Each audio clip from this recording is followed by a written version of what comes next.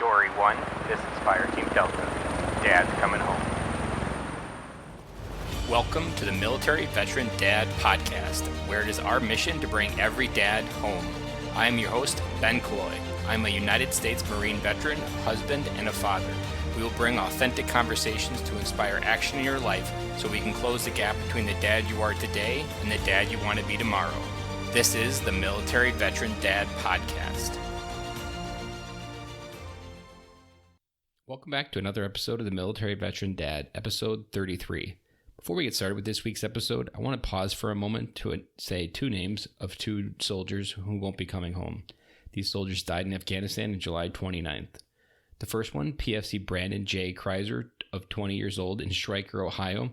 He leaves behind his wife Grace and his unborn son Callum, who will never get to know what his father's love feels like. Second is Specialist Michael Isaiah Nance, of 24, who was raised and grew up in Chicago. He did not have a family, but he will not have the honor to be able to create one on his own.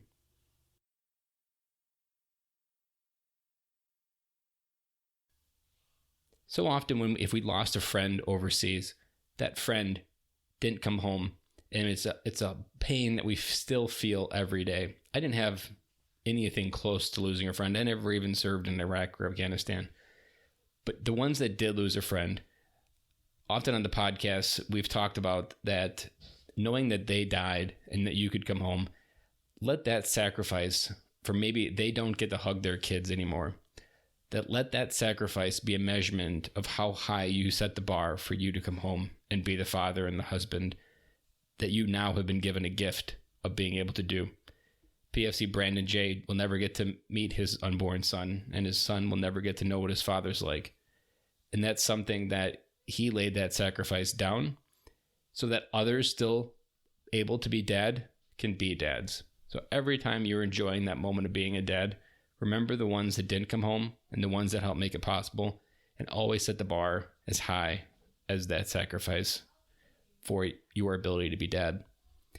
Looking forward, the Facebook group is still a resource that we have for this podcast. It's something we're just getting started with. I've just started also blogging daily in that Facebook group. It's about 200, 300 words of what's going through my heart, my mind, and just generally what's my life like throughout that day. Sometimes it's all kind of all over the place, but it's daily. I call it the Dad Daily. So check that out in the Facebook group. There's a link in the show notes to join the Facebook group.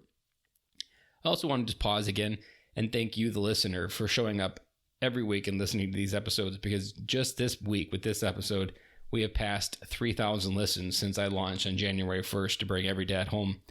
And that mission becomes stronger and stronger in my heart. It becomes more and more important.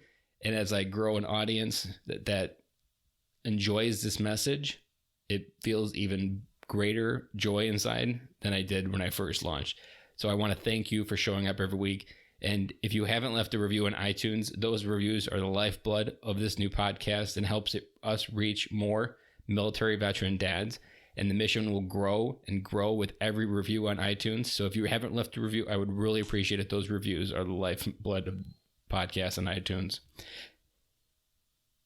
And without further ado, I want to jump right into this military transition episode. It's a great episode. We dive in a whole bunch of stuff. This is a very seasoned father. His kids are 15 and 10, and he just brings a perspective and a whole big pile of wisdom for dads like me on the younger side of kids' age, and just what life we have in store for us, but then also just laying down some yellow brick road for us to go walk on to make sure we get to the land of Oz that we're all looking for. So without further ado, jump into the episode with Matthew Lewis. Today's guest is one of the nation's leading experts in career transition for veterans and public service professionals. Matthew J. Lewis is a graduate of West Point and retired lieutenant colonel, having spent more than 25 years in uniform and 20 years in the corporate world. Today, he leads global strategy and transformation projects at Deloitte, the largest professional services firm in the world, and continues to serve several veteran collaboratives around the country. Matt is the author of Mission Transition, a practical guide for veterans in transition and their employers. He coaches individuals on their transition efforts and advises employers on hiring programs designed to successfully assimilate these valuable talent pools of veterans into their corporations. Matthew, welcome to the show today. Thanks so much, Ben. So glad to be here. Looking forward to the conversation. I'm always excited when I get a dad towards the end or the higher spectrum of life, because at being at the lower end, my kids being 7, 4, and 3, I always like getting excited, but then also just seeing the different seasons of life and how it changes. And then also how it just kind of calibrates your reality that no matter what season you're at, there's always a struggle. Yeah, well, first, that's a very kind way to put it. None of us are getting younger. And, I have 3 kids. We talked before we went live here. I have a 15-year-old boy and twin boys that are 10. So my wife and I got a little bit of a late start, but we've achieved an age that, I'll call it some of our golden years right now. The teenager hasn't quite yet started copying too much of an attitude, and he's about to drive, and the 10-year-old twins are just at a perfect age. You had mentioned that you didn't have kids intentionally till after you got out of the military. As you were an officer in the military, did you have, or you had a perspective on family? Did you kind of lead with that perspective as well for other people that did have families? Was there a philosophy that you were as an officer? I never viewed the approach to families while I was in as an officer or not. My own personal values, beliefs associated with that sprung from my own upbringing. To your point, we delayed having kids and family until after getting out of the service. That was purposeful for a couple of reasons. For one, my wife was in medical school at the time and wanted to give her the freedom to finish that and start her career there. Myself, in getting out, I recognized that I needed some additional upskilling in order to begin my career. So, going back to school full time before initiating my career, we didn't want to take on that additional responsibility immediately. So that's how that played out. As it relates to other people in our unit that had families, I just viewed it as part of the extension of the unit. I'm an Army guy, and in Army units, leaders are taught to look out for the entirety of the unit, and that includes not only the soldiers that are assigned to your unit, but their extended families as well.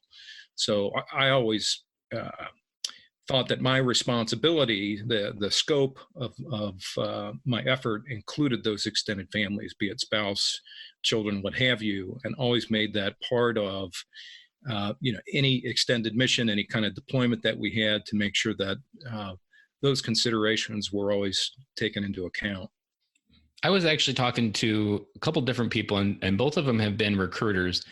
And the one thing that I'm noticing about the recruiting command is there isn't necessarily the focus on the core values of family. I feel both recruiters felt like they were just yanked away from their family almost by the obligation to try to keep the quotas, to keep the system going, to keep all the paperwork moving, which is, I was reflecting on this as after I've talked to both of them, that it's kind of sad that the military doesn't use recruiting duty as one of those recharging stations as a military family, where they do have more chances to be home. There's less chance to be deployed, but yet somehow the command structure doesn't recognize to reinvest in those families and prioritize. And then I'm thinking, like, what if the command structure in the recruiting system was investing as a family first policy with their recruiting command? How would those recruiters show up to their job daily if they knew that family was first and everything else was secondary? They would, I'm theorizing based on just understanding, even when you do that kind of stuff in corporate world, that when they know you have your back and that family's first, they're going to give you even more because they know that you know what matters most. Yeah, you would think that they would. And I'm not intimate with how those assignments get allocated, but I would like to think that the service member has some say into where they're going to go to serve that recruiting duty. That may not be the case, but one would think if they had some say and could go to a place where it's going to better benefit their family, say a better support infrastructure with surrounding family members, that would be much more advantageous. I've been thinking about creating it as more of almost like a little bit of a campaign, or talking about a little bit more that, or maybe just challenging command officers that are currently serving to just recognize the role that they can play in changing the tide of military family structure and how military dads come home every day. Because I think sometimes we just get caught up in the sacrifice of your service. And I know in corporate worlds is the same thing, that you can just get these feelings like no matter what you gave during your day, it wasn't enough, and that there's always more work to do in the military. And I think that race can kind of condition you to keep going, especially the military, I feel like, because it's a noble sacrifice in everybody's mind. But officers have the ability to craft a different message and to help military fathers come home and recognize and remind them that you need to go home right now. I don't care what you're working on, but your family is more important. And I think that's something we could start saying more often and encourage. Yeah, well, it adds to the concept of good going around. If the military could do that and help those individuals be more present in the lives of their families, they would, in theory, show up better at work and be better recruiters, and portray that better picture to those they're trying to recruit. Much as in what I'm doing with my first book and trying to help the military be better stewards of people matriculating from the service. If the service can do a better job of helping those individuals achieve full employment upon leaving the service, they're going to be more inclined to recommend the service as a way of life, and thus, recommend more recruitees to show up and be a member of the service. Good goes around. And I remember I didn't start a family. I wasn't even really dating when I was in the Marine Corps. And I just was witness to the toll that families were taking. And I just consciously knew that wasn't the way that I wanted to, kind of similar to yours, where there was just, it didn't feel right. And I feel like there's a missed opportunity for leadership to change the message of what is possible and what is not possible for life in the military. And generally we always hear the hardships, but I think leadership has the ability to focus on some of the positives and make those positives reasons to join, even if done correctly. I'm sure as you worked in your corporate career, it's the same. When you focus on what matters most to your employers or your employees, they're going to show up that much stronger. But if you treat them like a number, they're going to show up like a number. And often that's what we see in the military. Yeah, you make a good point, Ben. I got out quite some time ago, all the way back in 1996 when I left active duty. But what was going through my head at that point in time was recognition of the fact that if I did start having kids and a family in the military, that simply looking at some of the older officers and enlisted members in the ranks, they would be rotating to a new duty station every 3-4 years, whatever it was. And my wife and I decided we didn't want that, and that drove part of the rationale for leaving active duty in the first place. To your point, as it segues to the corporate world, this kind of gets into some of my own personal story here, but I've landed in through a couple of stints in the corporate world in professional services. Which is where I've worked more 15 or more plus years since leaving corporate jobs in places like Procter & Gamble, General Electric. And professional services is one of those professions, kind of like sales, where the expectation is you spend an awful lot of time on the road.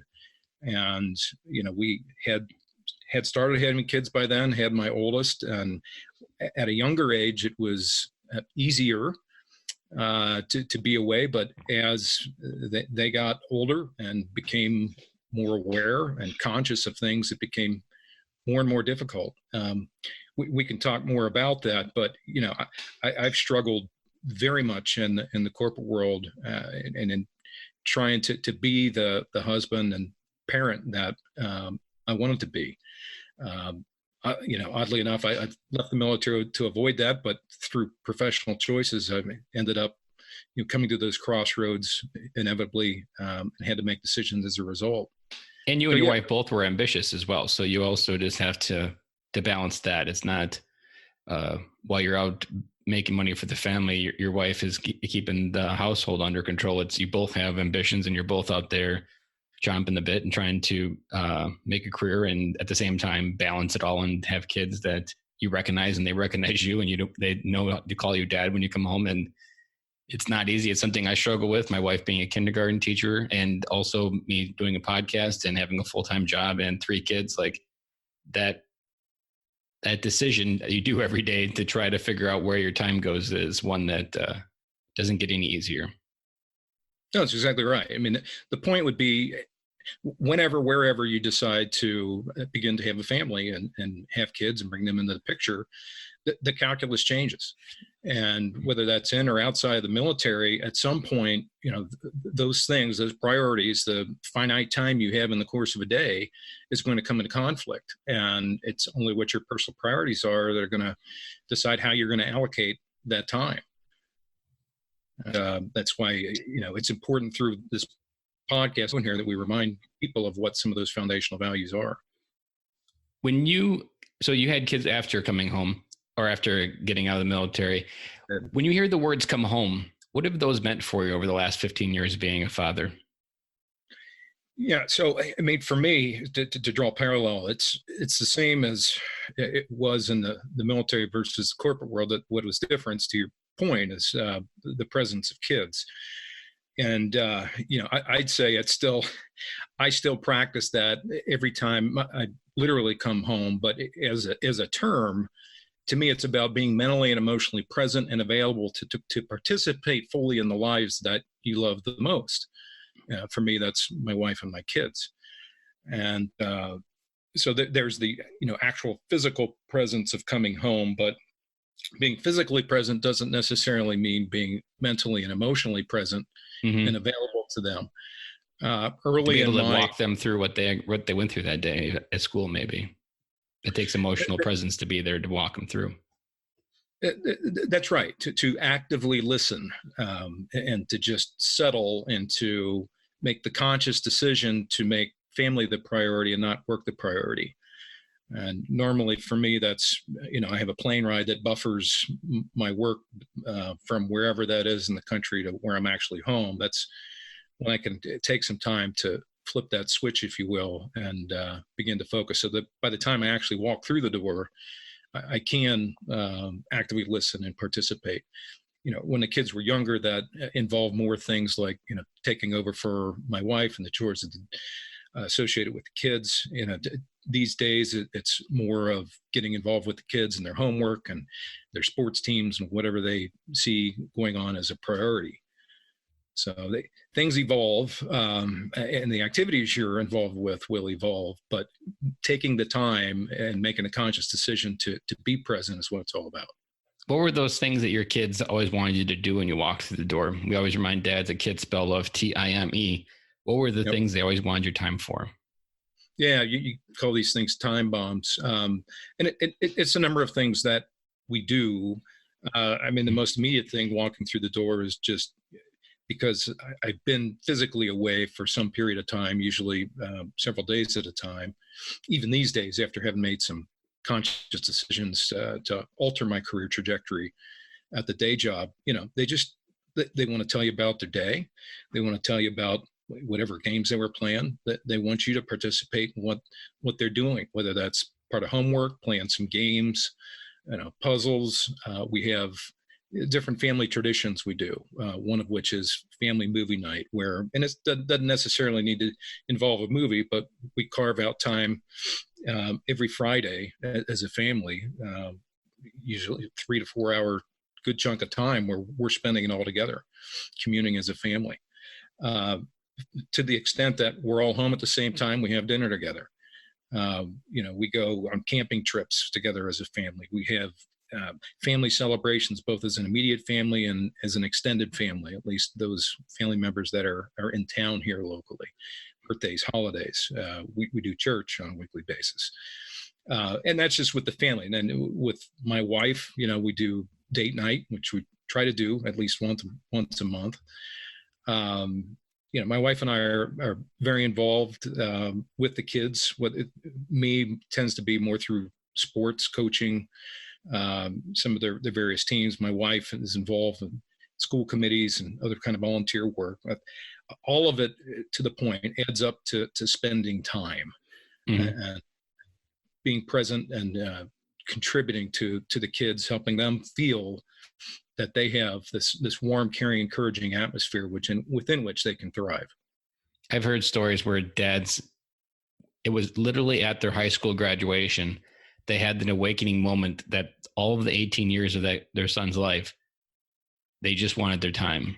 And they never really realized that providing wasn't enough for them. And he was always attached to work, and he didn't realize it till the very last story of a kid's high school life and child life is over. And it's not easy. And I think we just have to continue to be aware of it and continue to what you said, carve out time, make it a priority, and just recognize what you also brought up there with your wife, that I often say, like, it's so easy, especially I think something about our society today, it gives us permission to just put everything into our kids. But then at that same time, our kids are guaranteed to betray us. Hopefully they don't fail to launch and end up in our basement, but they're going to leave us. And at the end of that, you're going to have the person that you originally committed your life with. And it's very easy to get the priority switch, but I've always tried to commit that my wife is number one and the kids are second. And I've always wanted to try to make my wife feel that I love my kids and I'll do anything for them. But my wife at the end of the day is what's going to take the higher priority of trying to make sure that she has what she needs and before the kids have what they need. Yeah. I don't know if you've ever read Steven Covey's 7 Habits of Highly Effective Families, but I haven't read I didn't know there was a family version. Yeah. So there's a great quote in there. It says one of the most important things you can do for your kids is to love your spouse. And I really buy that and buy into that. I'll say that I'm far from perfect. Our marriage is far from perfect. I'm always striving, always trying to practice and get better. But I'm totally aligned with you and on those lines. As you have 3 boys, right? I do. Yeah. So here we'll dive into something that's probably the most scariest thing. You're not going to believe what the scariest thing for fatherhood for me is, but it's sports. I am absolutely just terrified because you probably started like halfway through your kids when they were at the age, but like right now when my kids are at this age, the amount of sports activity and the atmosphere, it's like, it's insane the amount of commitment they ask for kids in these days. And yeah. I know someone at work that their kids have to be in the swimming pool at 5 a.m. every morning. Mm-hmm. And I'm just like, that's not a childhood. It's putting someone in a purpose and putting them in this path that isn't going to get them all the dividends, what they get out of it. And it literally scares me to death for trying to manage that and also just not get sucked into it, not become someone that just has all these, it's a sports parent that the kids don't even actually spend time being a kid, that they're just running from. We have like 2 commitments right now. And we have swim lessons on Thursday. We have gymnastics on Monday. Those 2 things already burned me out. And I'm at the very tip of the sword here and trying to get through this idea. So any advice for me or to calm me down for my fears? Well, you're scratching a pet peeve of mine, which is subspecialization in kid sports these days, where, whether it's soccer or baseball or volleyball, what have you, they want the kid to focus on that sport and they want to play it year round exclusively. Mm-hmm. Yeah, it never stops. It's no longer like just a season of the year. Yeah. And I'm just philosophically opposed to that 100%. I think kids need to be kids and they need to have the room, the freedom to experiment and play different things. We encourage our kids to play whatever sport is in season. And so in the spring, summer, it's baseball. Then they'll switch over to tennis or whatever the fall sport is, cross country, what have you. Then they'll play basketball in the winter. And through that, they will determine for themselves what they want to do, and they'll specialize in what it is when they get into high school and older. The other trend that I actively fight is it tends to go along with a subspecialization, but the characterization of talent on these teams. They want to create an A team, B team, C team, with A team presumably having all of the best talent on it. And they burn these kids out. They play them, every other day. And that's just, to me, that's not what sports are about. I know families that have campers for an entire weekends of baseball tournaments. I'm just like, I can't imagine that. And the kid was like 6 or 8. Yeah. And I'm just like, I can't imagine taking my entire family away every weekend for a tournament for one kid. I was like, that's just going to wreak havoc on our cohesiveness as a family. Yeah, they're doing a disservice to the kids, all in the name of winning. I mean, again, sports at this age aren't about winning. It's about kids, experimenting, having fun, getting out, playing, exercise, enjoying showing time up, together. even just putting in the work. That's right. I mean, there's lots that sports can teach, but a good many parents have, in my view, poisoned the well, and through the subspecialization that's going on today in the world. So it's weird because in the 90s, it was about the trophy generation, which is what I grew up in. And everybody thinks millennials are broken because we're the trophy generation and everybody should be treated equal fairly. But then somehow, instead of like trying to reboot our sport mentality, we just doubled down that we only needed to give trophies because everybody wasn't good enough. So now, well, that was because they weren't practicing enough. And now, okay, we'll double down on practicing, and then we'll actually be able to give a trophy to the winners, and because we'll actually have real winners. And I'm hopefully the next generation, hopefully these kids that went through this burnout stage course correct and say, I am never doing that to my kids. And my one hope is I always reflect, no matter what decade or how bad something is messed up, I always reflect on what the greatest generation thought in the 60s, that they had to think that the whole world was coming unglued when you had this perfect life in the 50s and then everything went to the 60s where everything was going crazy. I often reflect like they had to believe the world was going to an end and the United States was going to cease no more. But yet it didn't. It just kept going. It just cycled through different generations. It kept changing and evolving. So I often tell myself that no matter how bad something is right now, it doesn't always have to be that way. And through the history of the last 100 years in the United States, you can see patterns continue to change. And no matter how much we thought we were one way, we were able to pivot back to a different way. Yeah, well, society is going to continue to change, evolve as it will. But, you as a parent, we as parents, we're responsible for raising our kids. And to the extent that we don't, we defer to society. If we don't train them, teach them, society will. And, one of the things you asked folks in the past is, what do you want your kids to remember about you as a parent when they're, grown and left the coop? That's one of those things that I want them to remember. My principles, my sayings, my teachings, many of which they'll raise in a joking manner, I'm sure. But the point is, it resonated with them, and they still remember it and recall it, and they'll continue to apply those things.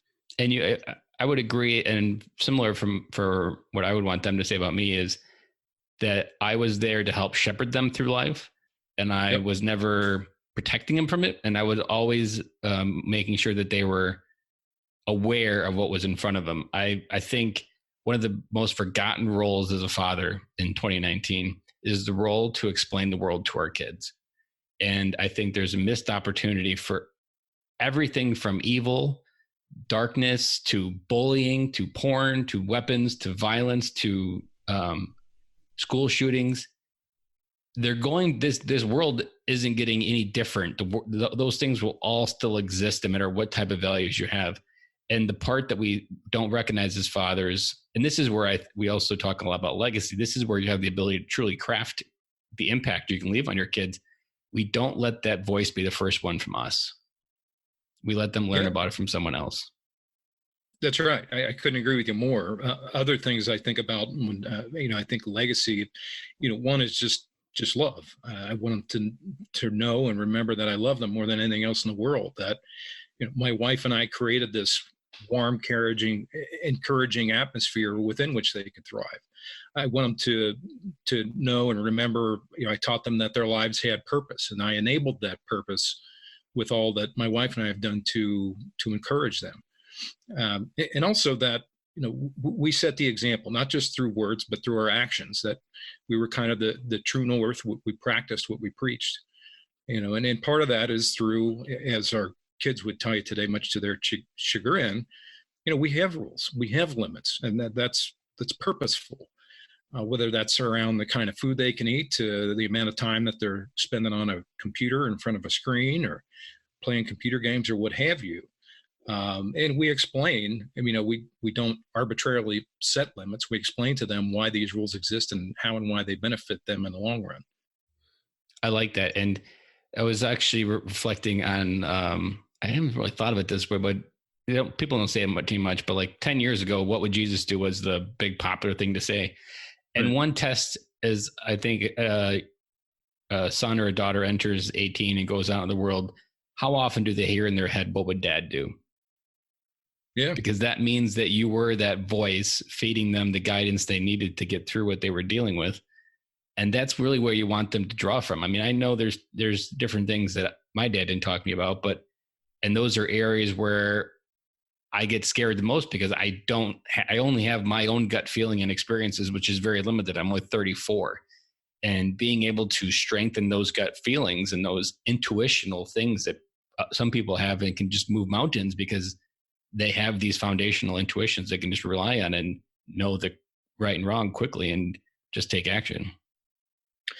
Yep, that's right. And part of that, in terms of legacy, what you want your family's legacy to be.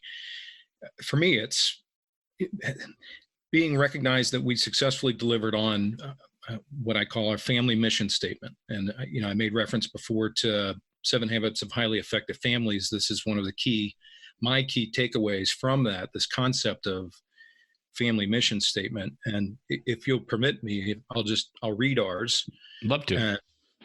This is, so we print this out. It's on our refrigerator with a magnet, and it's, I talk about True North.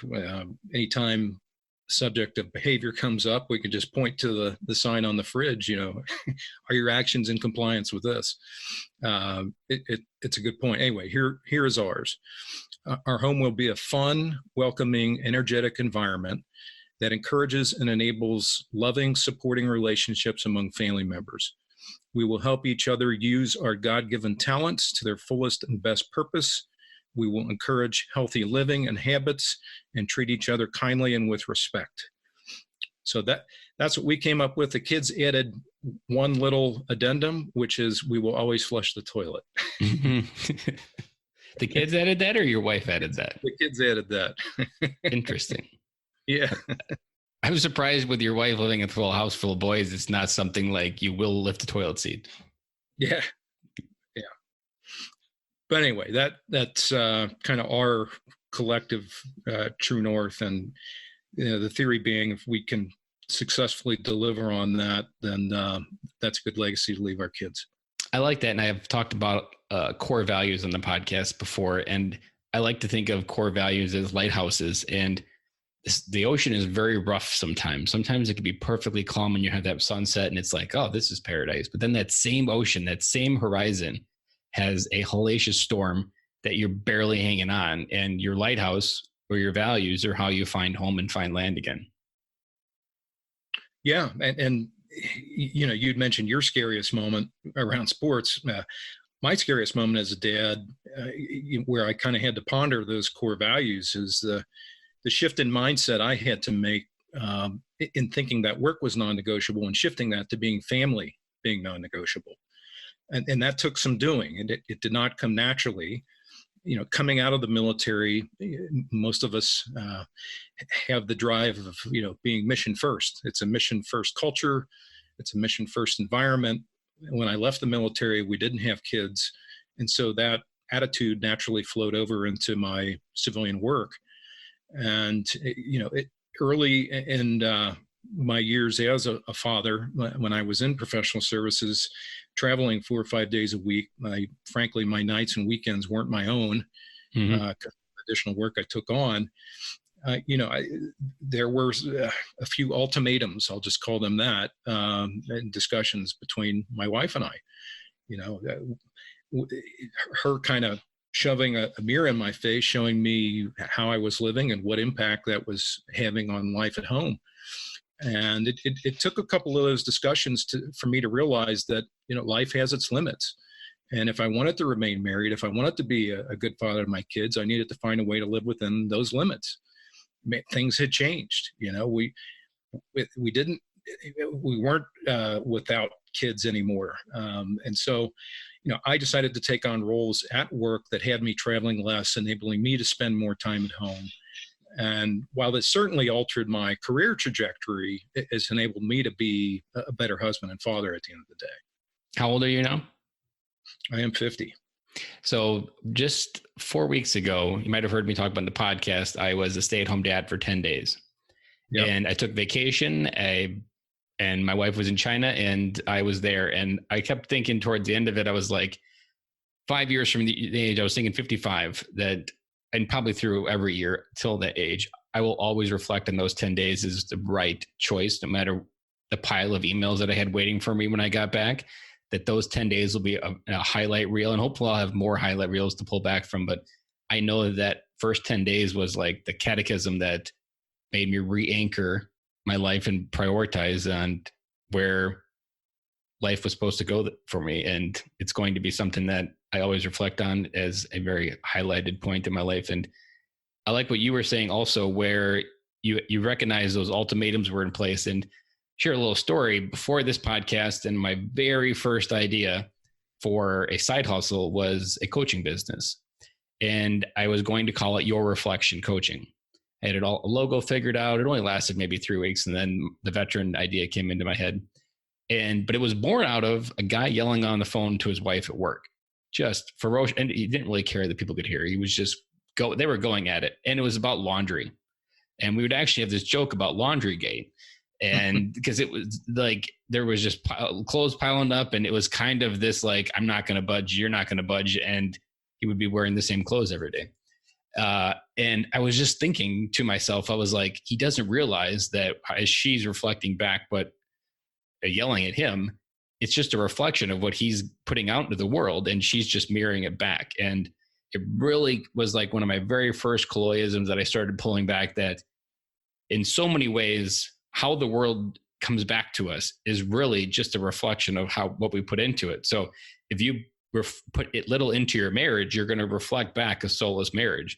And in the military, this is where I'm positive so many active duty members get messed up, where we contribute our life to almost as a credit card, and that because our service is noble, and because everybody acknowledges you're doing something worthy of a sacrifice. But at the end of the day, it's really not worthy of your family sacrifice whenever possible. And you essentially bankrupt your marriage because you borrow from so much time and don't really realize that you can't just be a provider. There has to be a three-legged stool of provide, protect, and preside, and to be there with our family. That's great perspective. The only other wrinkle I might add to that is, how that potentially shifts over time. And again, I'll make reference to my own personal story. When I got out, my goals were, well, I was simply at a different station in life.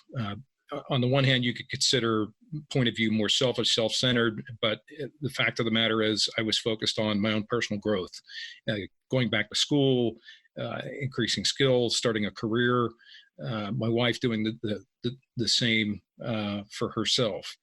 When kids came in, that completely altered our priorities. Some would say radically. We're responsible for so much more today, certainly, than when I got out. Life and what it all entails has expanded tremendously. And I think as the kids get older, it just continues to do so. When I first got out, we weren't integrated in our community at all. Today, we're integrated, not just within and among the family, but within the community, broadly speaking, and not just the neighborhood, but, all other facets of the community, whether it's sports teams or, parish church community, what have you. We're approaching a station in our life where it's becoming more important or more core to who we are to give back and to contribute, not just to the immediate family, but to the broader surrounding community, which is in part has led me in my personal mission, my side hustle, and writing book, helping veterans. And the second book I have in draft now around helping employers to hire veterans. So there's a lot that we're doing and staying very active. We're still finding it difficult to make time with all of these evolving priorities. Again, the upshot, the point would be that priorities change over time and expand somewhat as time goes along in your various stations in life. There is a guest that on the podcast, Nick Maytash. He gave me a gift last fall when he was talking in a Facebook Live, and he was talking about the seasons changing, and he related that to life. And I have, being ambitious and I've never had a lack of ideas. I can tell you I have probably 100 ideas a day. It's overwhelming. And it's just like, I want to do them all. They're all great. And it's just this giant squirrel fest of chasing squirrels around the yard almost in my head. And that question gave me permission to say, yeah, that's a good idea, but that's not this seasons of life. That's a different season of life. And one of them is air travel. I absolutely love planes. I love anything related to planes. I love international travel. I enjoy traveling for work because I like experiencing different things. And I was really struggling with this. Like, I want to do this more now. But at the same time, I was like, I want to be a dad. And then I was like, well, planes aren't going anywhere. I can just enjoy that love of planes even more in a different season of life when my kids don't want to spend time with me. And it's just not something, it allows you just to separate in a timeline of your ambitions almost. And even public speaking, I want to be a paid public speaker in the future, but that's not something that I'm willing to fully dive into right now. And because it involves travel and being away. And I've just said that's a different season of life. And I'm preparing myself for that life now through going to Toastmasters, but at the same time, it's not something that I'm doubling down on and signing up for paid speaking gigs. It's just something that I'm preparing myself for that different season. Well, I commend you for your focus on your priorities. As a million miler and a lifetime titanium member at Marriott, I can tell you it quickly gets old and doesn't necessarily help out with things on the home front. You mean the Capital One commercials aren't true? Well, you can spend all kind of money on all kind of things, but that doesn't necessarily fix things at home. Correct. You can have 1,000 points on your credit card, but you can't cash them in for love from your wife. That's right. You got it. Because they got to have time. They don't need money. Yep. Precisely. Where were you at in your life or what was it like when you first had the idea to write your book? Was it someone that kind of breathed life into you to write it? Or was it just kind of, you woke up one day and you're like, I'm going to write a book? So here's the story on this. I got out, I mentioned the year, which obviously makes me, to some of your listeners, an old guy. I left active duty in 96, which seems like a long time ago. In my mind, it was just yesterday. The Army at that point in time had a course called Army Career Alumni Program. It was in its infancy. It was administered within the last week on active duty. It was really just a check the box exercise. You're doing a million other things trying to out process, and really took away nothing, did little to help me and all veterans of my generation to transition to a life of full employment and a career of my choosing. Sounds like a modern day TAP course. Yeah, it was a nuisance.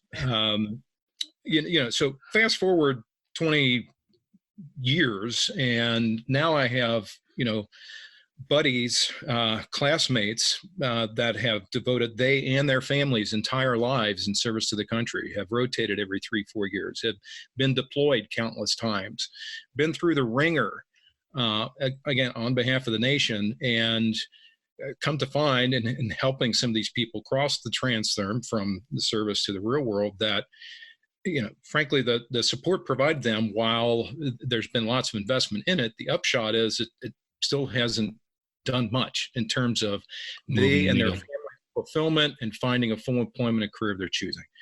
And having spent, those 20 plus years helping people on an individual basis, I finally got upset enough to do something about it. You were sick and tired of being sick and tired of the system not working. Yeah, I'd gotten consistent feedback over the years from people I'd helped on an individual basis. One, just a message of gratitude. Thank you for helping. The second part of that was always, you really ought to find a way to scale this. There's a lot of people, rotating out. The figures are approaching 200,000 a year. How do we scale what you've done to help me? And they'd say, have you thought about writing a book? And I never considered myself an author and just kind of laughed it off. But, again, getting to the point where actually seeing people that I know and love and respect and their families and what they've been going through in the very recent future, that's when I just decided to begin putting pen to paper and bring this thing to reality. So it's been a 3-year journey. Took me a year to write, took me almost another year to find a publisher, who's HarperCollins, and it'll be published here on September the 24th, finally. That's awesome. And it's a lot like a lot of things where you have people see things in yourself that you don't see for yourself, which is why coaching works, which is why mentorship works, because one of the things, even just as a platoon sergeant in the Marine Corps, was one of my favorite 6 months billets that I had the chance to do was I loved seeing potential in people that they couldn't see and then helping them figure out how to make something of it. And that's essentially what you're doing as a mentor there in their career is you see potential as a civilian, as a person that takes those the skills and translate them over. And those skills will translate into what you want, but you have to have almost that guide path. And I don't know whether you cover this in your book, but I've realized through doing this podcast that a piece of TAPS course for me, which was like 3 days in Okinawa, they teach you how to get a resume, go through an interview, and I'm not really sure the rest. Those are the highlights. I remembered I needed to get a suit, so I went to the Men's Warehouse. That was about all it could serve me. But I remember one thing that I wish they would have did, and I wish we would have went somewhere, either a reception or a conference or some type of field trip where there was like 100 business professionals, and we went in with the challenge to sell something. And the challenge was to go in there and talk to as many strangers as possible and try to sell something from us to them. That would have served me 1,000 times more, because I've realized with this podcast, you can have all the dreams in the world. You can have the ambition as high as a skyscraper. But if you can't talk to people, you're not going to be able to move almost no component of your life forward. So much of it comes from conversations like this, being willing to talk to someone, because you could go to an airport and there could be 3 people in that airport that could save your life and to give you the opportunity you've always wanted. But if you don't talk to them, you'll never know. You'll walk by them right on the escalator. You'll never know it. That skill would have served me 1,000 times more in the transition process, and probably shortcutted even a whole bunch of time to get to this point of where I'm more comfortable talking with strangers, because for 10 years, even after I was married, talking to anybody, even if it wasn't a girl, every person I would talk to was the high school girl that was going to say no. That was the biggest fear in my life at that point. Like, what if they reject me like in high school? And then I never overcame that. And that held me back more than any other aspect of the transition process. And I think veterans struggle to fit in, and we often don't know how to talk to people because we can't relate to them, but you got to just dive in and figure it out. Yeah, well, it's exactly right. And the skill has become even more critical in this day and age. I think veterans leaving the service have to tackle a far greater challenge than veterans of my generation or before. Part of that's driven by the wide and ever growing civil military gap. Just to throw some figures out at you to quantify that, since 9/11, more than 99.5% of the American population has not served on active duty. For veterans coming out that aspire to attain a job in the Fortune 1000, let's call it, how many or what percentage of the Fortune 1000 C-suite, CXO, CEO, CFO, CIO, et cetera, what percentage do you think actually has any military experience whatsoever? What would you guess? The only thing I have is that I don't know whether it was marketing or not, that it was almost like 25% in the Fortune 500 are Marine veterans. It's like it was an insane amount of military veterans as the top 500. So I would say probably even 25 or 30% in the top 1,000. It's 2.5%. 2.5? I was way off. 2.5 now. Not completely the floor, but it's still not as completely as good either. So let's expand it to include all board members of the Fortune 1000. The percent that have any military experience whatsoever is less than 5. So flip those figures around. If I'm a veteran coming out today and I'm aspire to attain a role in the Fortune 1000, there's a better than 95% chance that the person sitting across from me doing the hiring has no idea who I am, what I've done, what I can do, what I have to offer. And so to your point, those communication skills and being able to proactively translate for them who you are, what you've done, what you can do is incredibly pertinent and critical. And that's precisely what the book aims to do. It is a practical guide to help veterans achieve full employment coming out of active duty. The primary question the book aims to answer is, how can transitioning veterans realize their full potential by avoiding false starts and suboptimal career choices following active duty? Because there's an awful lot of that going on out there. And the part that I think you went through as well, it sounded like, is when you transition, and we all go through it, is we forget and we leave the ego switch on. That when you wear your uniform, it's just kind of inherently like, ego is almost a survival mechanism. But ego on the other side of that is the one thing that's going to keep you lonely and unemployable and just eventually burning your life out because people don't want to be around you. And my friend Chris Hoffman, he puts it best that we go from Superman to Clark Kent. And it sounded a little bit like you were very ambitious to replace Clark Kent and redefine him. And that's a part where we can easily get lost when you don't know who you are when that uniform's off, because it's so easy to condition yourself that is your identity. And you don't have one underneath when you take that uniform off. Or I think we struggle, maybe even come home in our families, that without that uniform, we don't really see ourselves as anything, but to our kids, we're still a hero even without that. Yeah, that's a great piece. I'll pick up on that. Just one comment on your point around ego. The other issue with ego can result in the cardinal sin, as I think of it, of thinking that you're entitled to a job coming out of the military, and that couldn't be further from the truth. Again, reflect on the statistics that I related. None of those people, for the most part, are going to be handing you anything because they have no idea who you are, what you can do. And you showing up with an attitude that you deserve something from the get-go without having proven yourself or demonstrating what you can do, that's not going to result in success. To your point around Superman, I tend to think the same way. I mean, one thing I would relate to the military veteran dads out there, you're always going to be Superman to your kids. They're always going to think that you hang the moon. So don't let your transition from the military, where you do become Clark Kent, get into your head.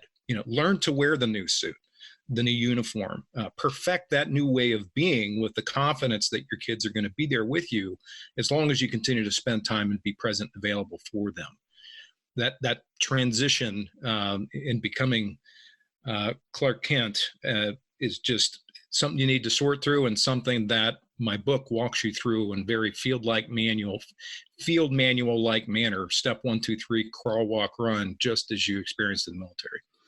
I was also reflecting on an emotion that I've suffered with and still suffer on some days, is being a person of value.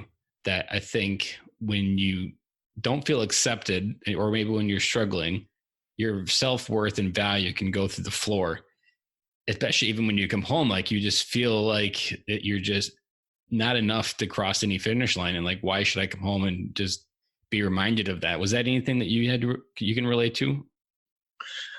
The question or challenge I'm always issuing to myself is, am I being the best husband, the best father that I can be? A little phrase I think we have to attribute to St. Jerome that my father always drilled into my head was the old ditty, good, better, best, which goes, good, better, best, never let it rest. Your good gets better and your better gets best. So this continuous improvement mantra always floods my head. And with my priorities being what they are, I always think of, am I doing enough? As I take time, either early in the morning or late at night, to sit in front of a computer and try to crank out another page for my book, is that time that could be better spent with my wife, with my kids, what have you. I appease myself and those thoughts for the moment with the thoughts of the people that I'm going to help, and that the time it will take to crank out this chapter, this book, is finite and more short term. But I still struggle with that. I'd be lying to you if I told you otherwise. I got an email on Tuesday from a listener, and it was perfectly timed because it was a bit of a rough day. And it just said of how thankful he was for me. I've never met him, don't know who he is, never seen him on Facebook. And it's just one of those, like, and you've seen it, I'm sure, when you as your book will go out there, your book will touch people that you have no idea they've read your book, and somehow you've inspired them. And even when you don't feel enough, your book somehow is still proving that the universe says differently. And I even the podcast sometimes, like it's my little hack almost to reaffirm that I am a person of value and that I do have something to say. And it's my way to kind of eliminate that self-limiting belief of not being good enough or enough for the people around me. Well, Ben, for what it's worth, I say you're doing a great thing here and a huge source of value for all of your listeners. It's an old school approach that's long overdue. We need to hear more of. So I thank you for doing it. My great hope for the book is precisely that it does receive broad distribution and in readership. I would like to think and hope that the military ends up picking this up, perhaps even as a text to augment what they're doing today. But time will tell. Especially because there's people that do teach it right now that don't have the wisdom. They're probably not, maybe even not on the other side of the transition, and they're trying to teach transition. You literally have a 20-year lens, which is perfect 2020 vision of what not to do and what to do. And if you can shortcut even 5 years off of that 20-year version to get to where you are today, that's worth every dime for someone to step into. That's why I said I don't get too many older dads on the podcast, but I like it where it's just, you can shortcut the wisdom, get excited. I was actually, funny story. I was in a mastermind. It was my very first mastermind with a bunch of dads. And I was the youngest person at like 32. They were all above 40.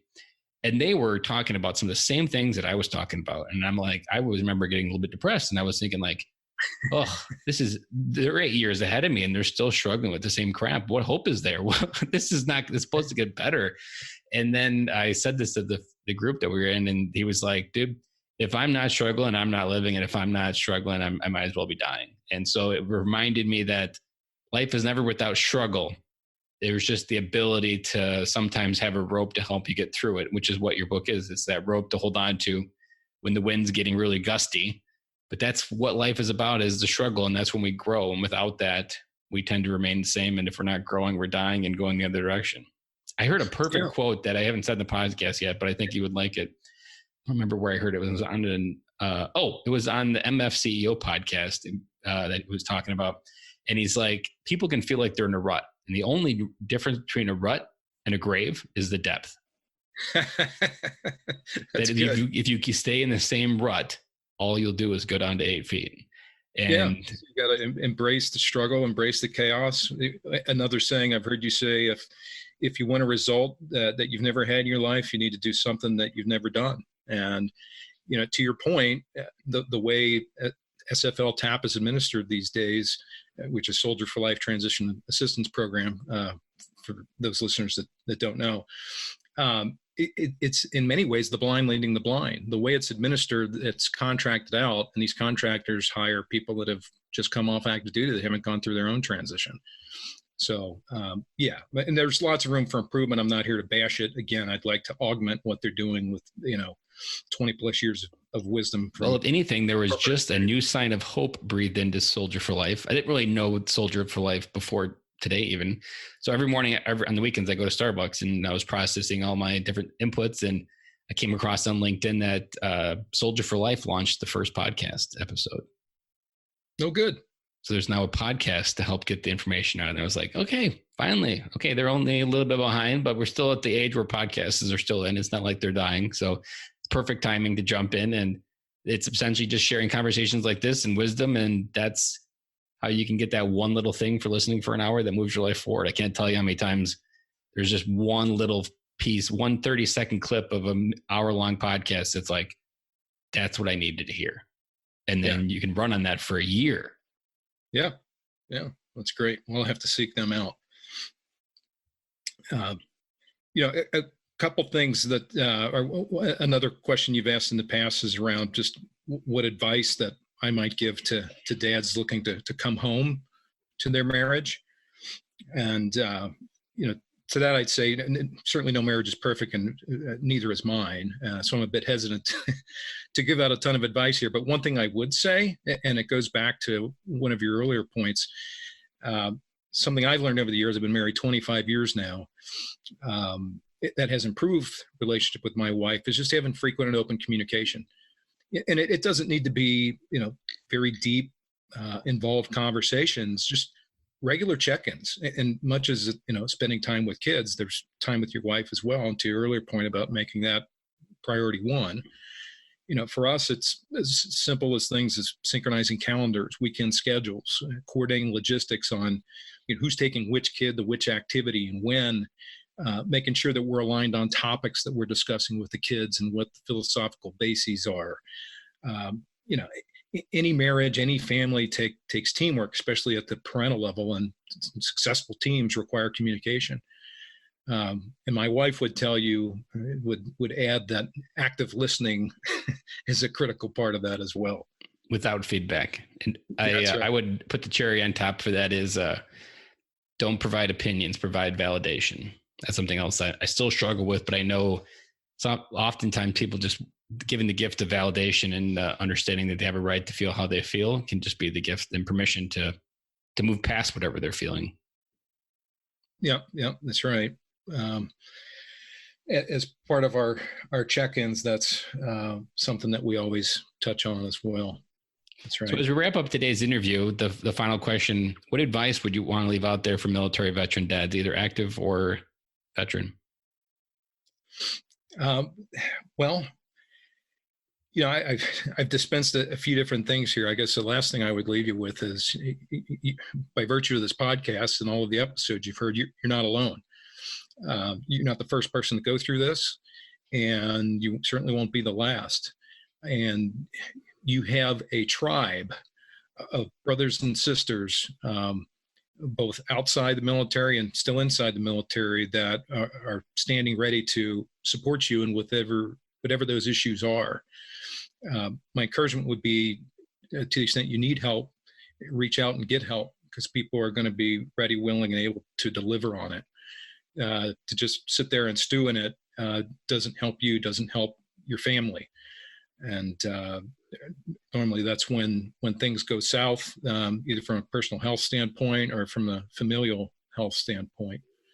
So take advantage of us, pull that string, and your fellow tribal veterans won't fail you. And you probably heard it on me say it before, is that we weren't meant to do life alone. We were meant to share the load, and we're not meant to lift everything that life gives us. There you go. One other thing I would add, other than the 7 Habits of Finally Effective Families that I mentioned, one other book I would recommend is it's called Choosing to Cheat. It's by Andy Stanley, which kind of somewhat oxymoronic. It's all about deciding and understanding how not to cheat on your family. For me personally, it helped reinforce my learning about family being non-negotiable versus work being non-negotiable. Fact of life is, work is always going to come into conflict with family life at some point, and it kind of helps you work through the thinking on how to successfully decide what those priorities are and what the outcome should be. I like that. And I haven't heard that book, so I'm going to definitely look it up, and I'll include a copy of that book or a link to the book on Amazon in the show notes for people that want to check it out. Well, Matthew, awesome. I really appreciate this conversation. I know we talked about a lot of different things, but you had some big things to unpack. And I'm always amazed at just the amount of, when you share stories of life being a dad, there are so many hidden gems that other people aren't even realizing are gems. There was an earlier episode with Phil Blake, and he gave the advice of always kissing your wife first when you come through the door. Can't tell you how many people I've talked to that listen to that episode and now use that advice in their family. And he was the guy that was scared to come on. He didn't see himself as a value. And I'm like, you're changing the world with one piece of advice. And it was just the littlest thing that you were doing in your life. So I really appreciate you coming on and opening up about your life and what your tribulations and tribulations of becoming a dad on the other side of transition. Yeah, glad to do it. My thing is, I agree with kisses. My thing is hugs. I give big bear hugs to the kids.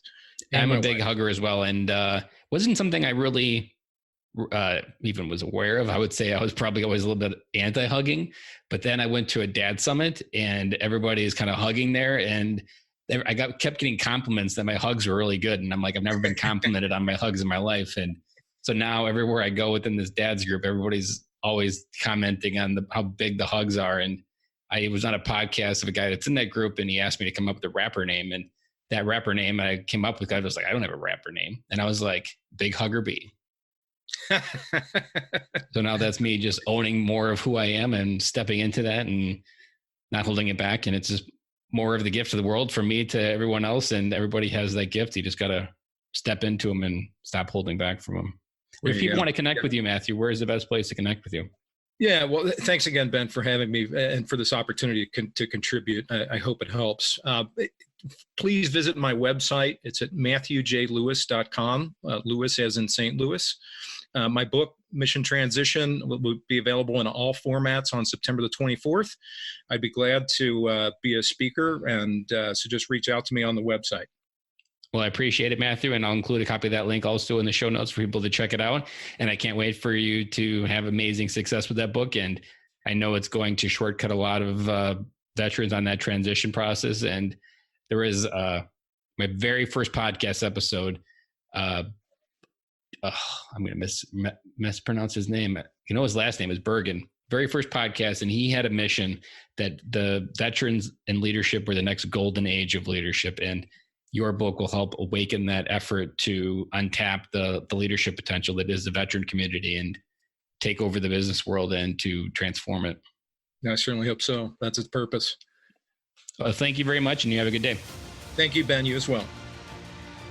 That's a wrap. And thank you for listening to today's show, and I really hope you enjoyed it. The lifeblood of any new podcast are the reviews. If you haven't reviewed the podcast yet on iTunes, I would really appreciate it, and you will help us get the message out to even more military veteran dads. As John Maxwell says, if there is hope in the future, there is power in the present. Dads, it's time to come home.